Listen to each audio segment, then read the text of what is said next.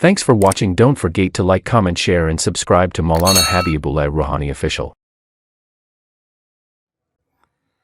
نحمد و نصلی علی رسولہ الکریم اما بعد فاعوذ باللہ من الشیطان الرجیم بسم اللہ الرحمن الرحیم وَلَهُنَّ مِثْلُ الَّذِي عَلَيْهِنَّ بِالْمَعْرُوفِ وَلِلرِّجَالِ عَلَيْهِنَّ دَرَجَةٌ وَاللَّهُ عَزِيزٌ حَكِيمٌ صدق اللہ المولانا العظیم۔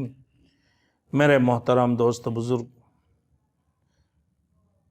آج میں ان لوگوں کی بارے میں بات کرنا چاہ رہا ہوں، ان کے بارے میں بیان کرنا چاہتا ہوں جو آزادی نسواں کا جو فتنہ پورے دنیا کے اندر جو پھیلے ہوئے ہیں۔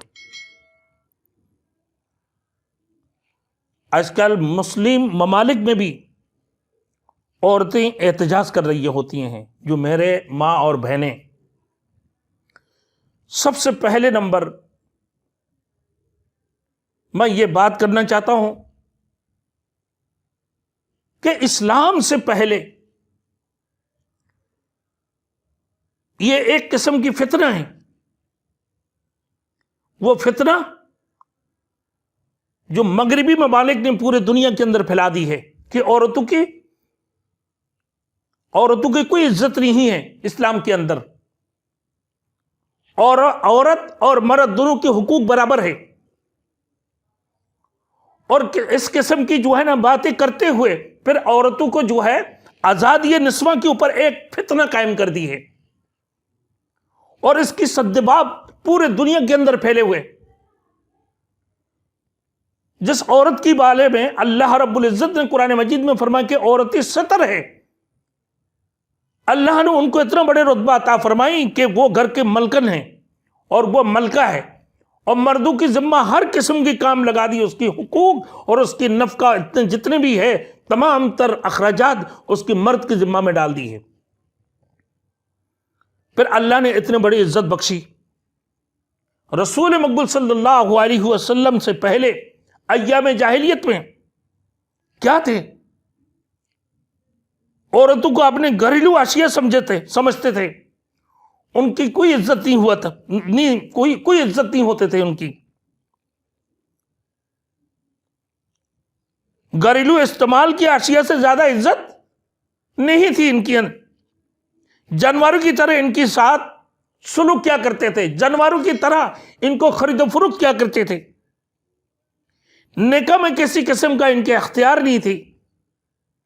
ان کی والدین جس کی حوالہ کر دیتے زبردستی وہ ان کے ساتھ ان کو جانا پڑتے تھے۔ لڑکیوں سے پوچھتے نہیں کہ تم راضی ہو یا نہ ہو، لڑکی سے پوچھنے کی ضرورت نہیں پڑتی تھی، نہ لڑکی سے اجازت لیتی تھی۔ لیکن ہمارے شریعت میں لڑکیوں سے اجازت کی شرط رکھی ہے کہ جب تک لڑکی سے نہ پوچھو تم اپنا مرضی سے فیصلہ مت کرو۔ شوہر ان کے ساتھ میں ظلم و تشدد کیا کرتے تھے، اور ان کی وارثوں کی طرف سے عورت کو اپنے رشتہ داروں کی میراث میں کوئی حصہ نہیں دیتے تھے۔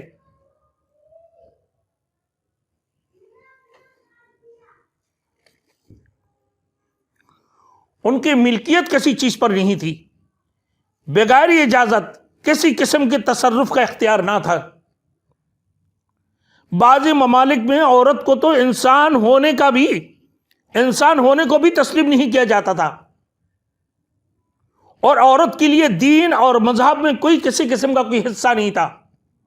وہ عبادت تک نہیں کر سکتے تھے، عبادت نہیں کر سکتی تھی، عورت کو عبادت کی اختیار نہ تھا، عورت کو جنت کے قابل نہیں سمجھی جاتی تھی۔ کچھ لوگ عورت کو کہتے تھے کہ وہ تو ناپاک جانور ہے جس میں روح نہیں ہے۔ اگر لڑکی پیدا ہوتے تھے تو لڑکیوں کو زندہ درگور کر دیتے تھے، اگر کوئی عورت کو قتل کر دیتے تھے تو قاتل کا کوئی قصاص نہیں، اس کی ساتھ میں کوئی انصاف نہیں ہوتے تھے، نہ قصاص ہوتے تھے نہ دیت، اس کی ساتھ میں کسی قسم کا کوئی انصاف نہیں ہوتے تھے، قاتل آزاد۔ اور بعض جگہوں میں ایسے ہوتا تھا کہ اگر شوہر مر جائے تو بیوی کو اس کی لاش کی ساتھ میں جلا دیا جاتا تھا۔ بلکہ پورے دنیا میں عورت کے ساتھ ایسی حالت تھے، عورتوں کے ایسی حالت تھی کہ انسان کی رونگٹے کھڑے ہو جاتے تھے. سارے دنیا تڑپتی تھی، دنیا بے چین تھی اور بے سکون تھی. کیا عورتوں کے ساتھ سلوک. آپ صلی اللہ علیہ وسلم تشریف لائیں، فرماتے آپ تشریف لائیں تو دنیا سکون پائے، اور دنیا سکون پا گئے. آپ تشریف لائے تو ایسے لگا جیسے باہر آ گئے، چمن آ گئے، جیسے اجڑے چمن میں باہر آ گئے. تو اللہ پاک پروردگار عالم رسول مقبول صلی اللہ علیہ وسلم کو اس دنیا کے اندر بھی جو فرمایا وَالَّذِي أَرْسَلَ رَسُولَهُ بِالْهُدَى وَدِينِ الْحَقِّ لِيُظْهِرَهُ عَلَى الدِّينِ كُلِّهِ، تاکہ اور تمام دینوں پر یہ دین محمدی غالب ہو جائے. ایک آدمی آئے، اپنے بیٹی کو زندہ درگور کر دی اور کہنے لگا یا رسول اللہ میرے اس گناہ کی کوئی معافی ہے؟ اللہ کے رسول نے فرمایا کتنی بڑی گناہ؟ کہا کہ بہت بڑے گناہ. کیا اس مسجد سے بھی بڑے گناہ؟ بولے اس سے بھی بڑے گناہ. کیا زمین سے بھی بڑے گناہ؟ بولے زمین سے بھی بڑے گناہ. کیا آسمان سے بھی بڑے گناہ؟ بولے آسمان سے بھی بڑے گناہ. کیا چاند سورج سے بھی بڑے گناہ ہے؟ تو کہنے لگا چاند سورج سے بھی بڑے گناہ. بولے کون سی اتنے بڑے گناہ ہے؟ کہا کہ یا رسول اللہ میں نے اپنے بیٹی کو زندہ درگور کر دیا. جس وقت میں نے زندہ درگور کیا تھا اس وقت میں میرے بیٹی میرے ساتھ میں مٹی جب قبر کھود رہے تھے اس وقت میں کھڈا کھودتے وقت میرے بیٹی میرے ساتھ دیتی تھی، ساتھ دے رہی تھی، اور وہ اپنے ہاتھوں سے بھی مٹی اٹھا کے پھینک رہے تھے. اس وقت جب میں نے اپنے بیٹی کو اسی کھڈے کے اندر ڈال رہا تھا اس وقت میں میرے بیٹی رونے لگی. میرے والد صاحب، ہاں میرے والد، میں تمہارے گھر نہیں رہوں گی، میں تمہارے پاس نہیں جاؤں گی دوبارہ، میں تمہارے گھر نہیں جاؤں گی، میں تمہارے پاس دوبارہ نہیں جاؤں گی، میں اور کہیں چلی جاؤں گی، مجھے زندہ درگور مت کرو، مجھے زندہ درگور مت کرو. یہ کہہ کر لڑکی جو ہے نا چلانے لگی قبر کے اندر. وہ چیختی ہو میرے والد مجھے زندہ درگور مت کرو. لیکن اس نے ظالم نے یہ بات نہیں سنا، اتنا تک غور نہیں کی اس نے کہ اس کی بیٹی اتنی تڑپتی ہو رو رہی تھی، اس کو زندہ درگور کر دیا. اس نے کہا کہ جب میں سوتا ہوں تو مجھے خواب آتی ہے میرے بیٹی کا، کہ میرے بیٹی کہتی ہوئی کہ میرے باپ میں تمہارے پاس نہیں جاؤں گی، میں تمہارے گھر میں نہیں رہوں گی، میرے اخراجات تم نہیں اٹھانا، میرے لیے کچھ بھی نہیں کرنا تمہیں، میں تمہارے نہیں کھاؤں گی، میں تمہارے نہیں پیوں گی، میں تمہارے گھر چھوڑ کر اور کہیں چلے جاؤں گی. لیکن میں نے پھر بھی اپنے بیٹی کو زندہ درگور کر دیے تھے.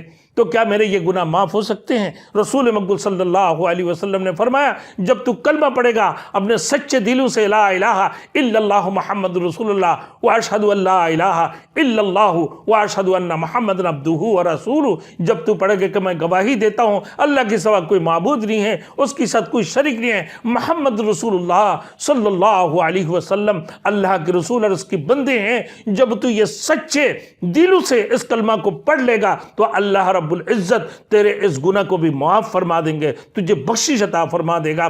تو یہ اس کی سکون آئی اس بندے کو. تو یہ ایام جاہلیت کی دور تھے، تو اس وقت میں یہ عورتوں کو اپنے جو ہے کچھ بھی نہیں سمجھتے تھے، گھریلو اشیاء سمجھتی تھی. جو ہے نا ایام جاہلیت کی دور میں عورتوں کو جو ہے نا جانوروں کی طرح عورتوں کے ساتھ سلوک کیا کرتے تھے، ظلم و تشدد کیا کرتے تھے، عورتوں کو بازاروں میں فروخت کیا کرتے تھے. عورتوں کے ساتھ جب عورت جو ہے جچے بچے کی حالت میں ان کے گھروں سے دور کر کے اپنے جھوپڑیوں میں جو ہے نا رکھ دیتے تھے، کیونکہ عورت ناپاک ہے، گھر میں رکھنا جائز نہیں ہے. لیکن ہمارے شریعت نے، اللہ کے رسول نے یہ شریعت لے کر رکھے عورت کوئی ناپاک نہیں ہے، ان کو اپنے گھر میں رکھنا، ان کی ساتھ میں کھانا، ان کی ساتھ میں پینا، اور یہی تیرے بیوی ہے، اور یہ نیک بیوی تیرے ایمان کا ایک حصہ ہے.